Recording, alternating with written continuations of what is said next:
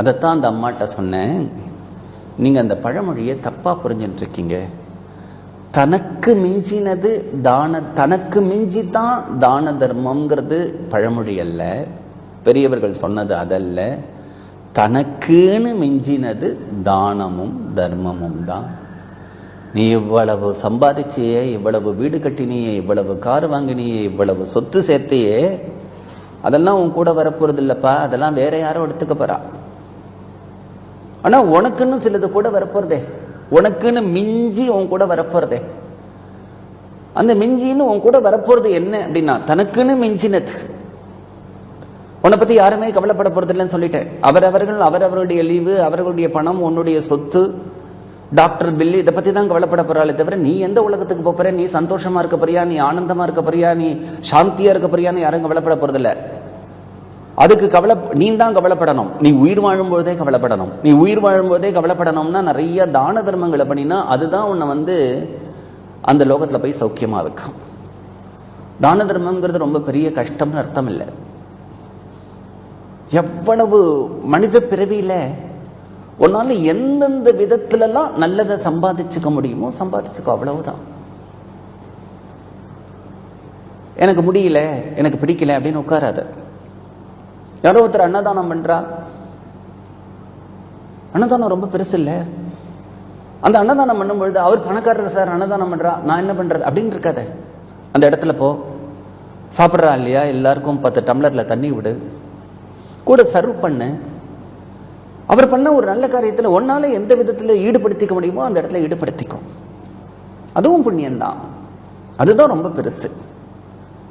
எல்லாருக்கும் சாதம் எடுத்து போடு, குடிக்கிறதுக்கு தண்ணி வேணுமா எடுத்து கொடு. ஏதாவது ஒரு சின்ன ஒரு தொண்டு செய்ய முடியும்னா செய். கோவிலுக்கு போறியா, பிரகாரத்தை சுத்தி வர அந்த இடத்துல 4 புல்லு முளைச்சிருக்கு, பிடுங்கி போடு.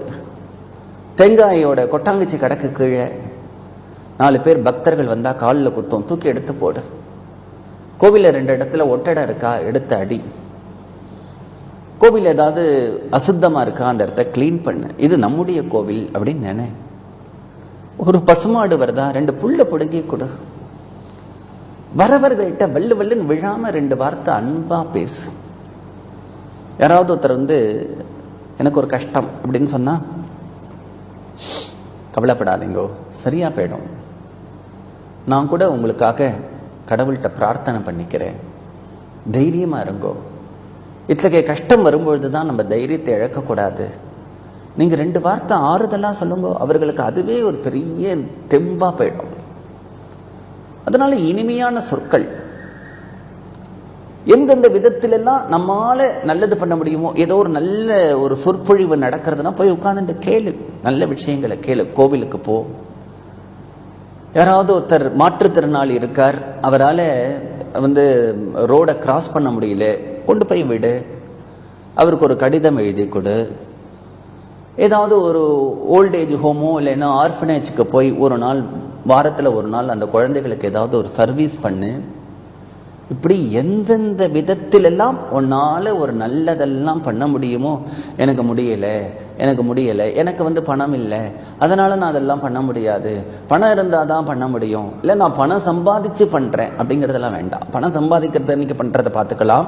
இப்பொழுது உன்னால எந்தெந்த விதத்திலெல்லாம் நல்ல காரியங்களை பண்ண முடியுமோ, நல்லதிலெல்லாம் நம்மளை ஈடுபடுத்திக்க முடியுமோ அப்படின்னு பண்ணிட்டு இருந்தோமானால் அதுதான் நம்ம கூட வரக்கூடிய சொத்து.